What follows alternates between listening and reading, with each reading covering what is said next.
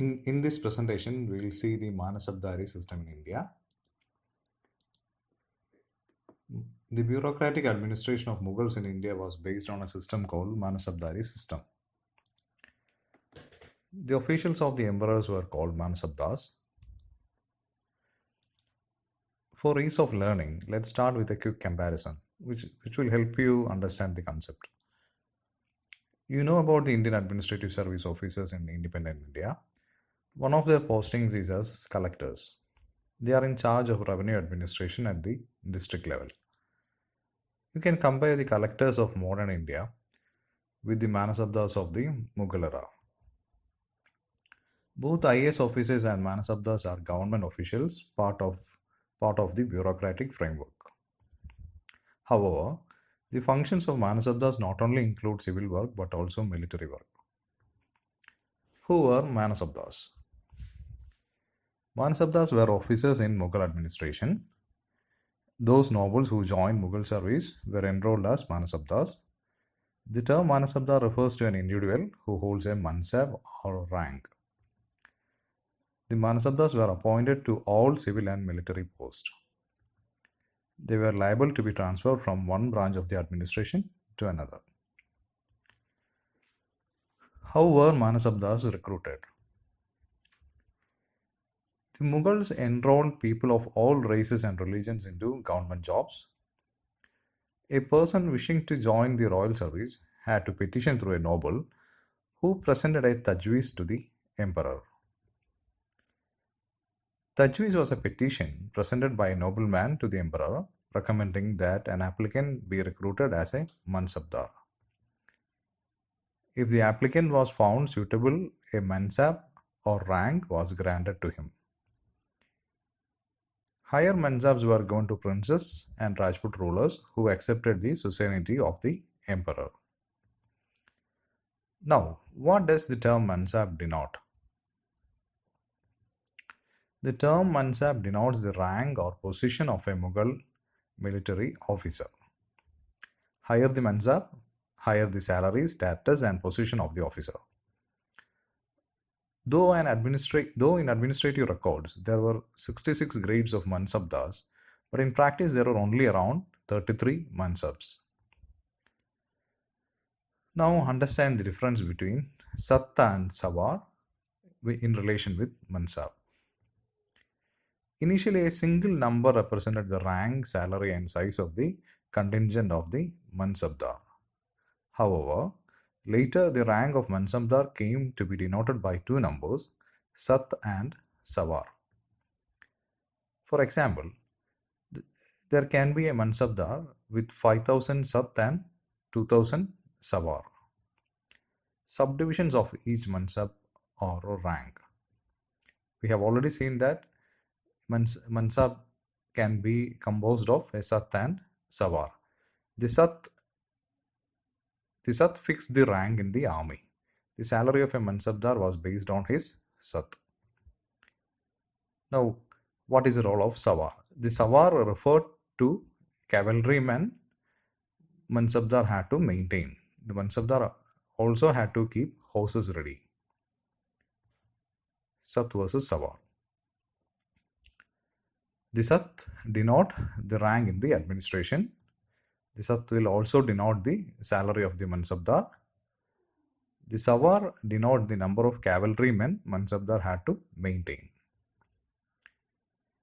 Even if the sawar rank was higher, the mansabdar's position in the official hierarchy would not be affected. It will be decided only by the sat rank.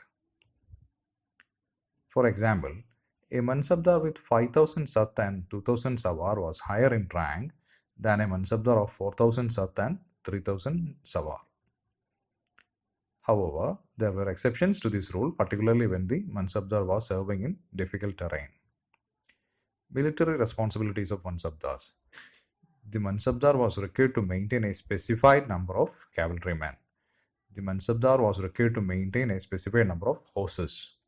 The mansabdar had to bring his cavalrymen for review and get them registered.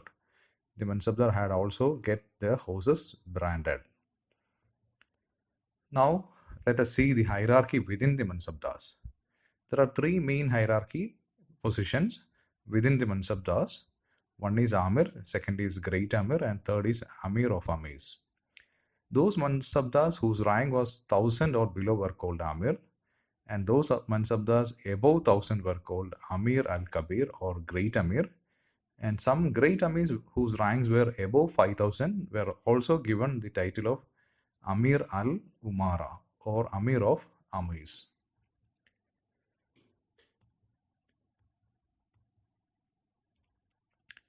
Salary of Mansabdars. Mansabdars were paid in cash and in land. Mansabdars were paid according to their ranks. They were paid a good amount of money.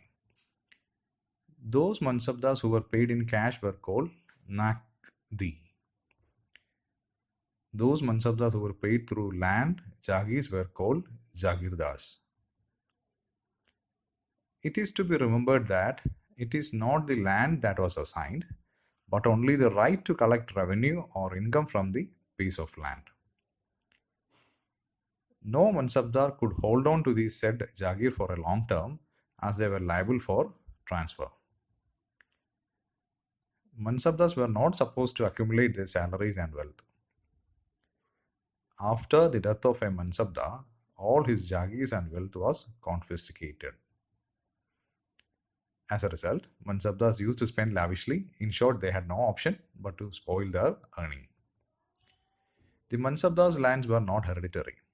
You should note that the post or honor or dignity that was, you should note that the Mansabdar's post or honor or dignity was not hereditary and it lapsed after the death or dismissal of the Mansabdar.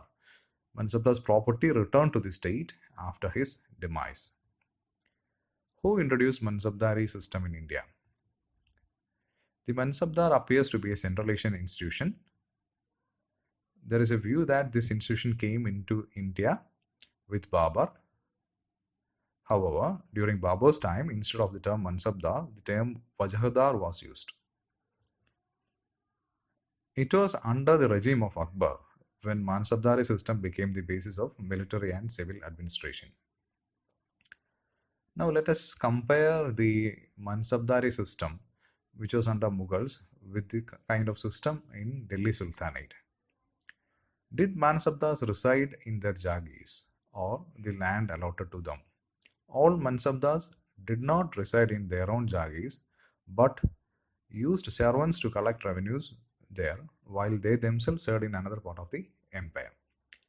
However, the Delhi Sultanate, two appointed military commanders or governors of territories. These lands were called the Ikta and the landholders were called Iktadas or the Mukti. Most of the Mukti stayed in their Ikta unlike Jagirdars.